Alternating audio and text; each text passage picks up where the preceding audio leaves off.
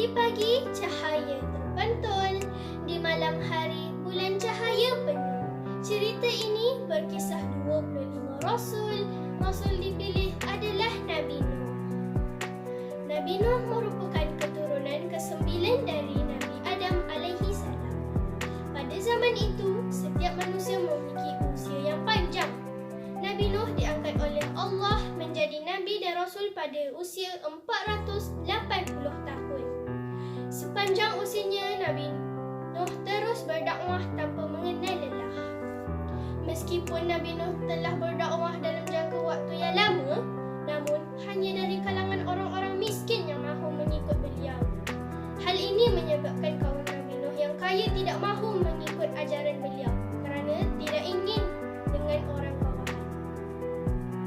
Mereka anggap bahawa darjat mereka lebih tinggi dari Nabi Nuh dan pengikutnya.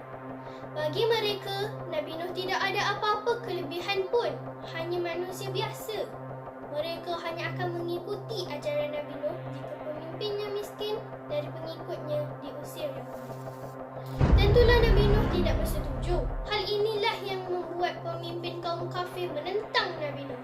Mereka mencabar Nabi Nuh, jika mereka ingkar, maka segerakanlah azab yang akan ditimpakan. Begitulah sikap kaum Nabi Nuh yang sombong dan angkuh. Mereka menentang Nabi Nuh dan menentang murka Allah.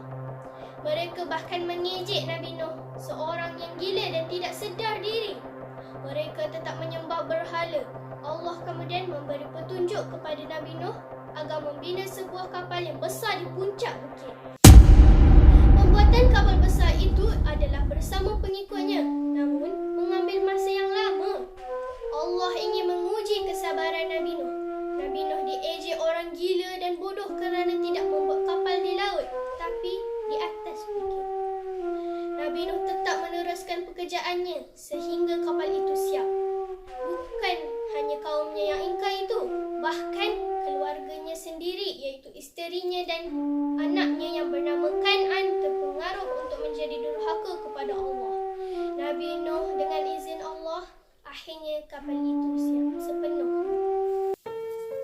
Allah telah memerintahkan Nabi Nuh untuk bersiap sedia kerana bumi telah diperintahkan untuk memancarkan air dari dalam perut dan langit mulai hujan lebat. Nabi Nuh kemudian mengisi kapalnya dengan binatang-binatang dan burung terlebih dahulu. Semua haiwan sudah masuk ke dalam kapal Nabi Nuh kerana Nabi Nuh menunggu mereka dengan sabar. Kapal yang besar itu ternyata dapat menampung segala jenis haiwan di dalamnya. Tidak lama selepas itu, banjir yang besar telah melanda. Nabi Nuh yang berada di dalam kapal terus berdoa kepada Allah untuk diberi keselamatan. Tidak lama kemudian, beliau melihat anaknya Kan'an berenang menyelamatkan diri. Nabi Nuh tidak sanggup melihat anaknya berusaha untuk menyelamatkan diri. Namun Kan'an masih keras kepala. Malah dia berenang menuju ke tempat yang lebih tinggi dan berfikir mungkin akan selamat. Namun Allah mendatangkan ombak besar ke arah Kan'an dan akhirnya dia tenggelam bersama ombak itu.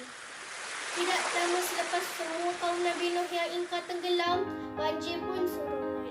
Akhirnya Nabi Nuh dan semua pengikutnya serta haiwan-haiwan di dalam kapal mulai keluar dari kapal dan membina kehidupan baru. Begitulah kisah Nabi Nuh alaihissalam dan kaumnya.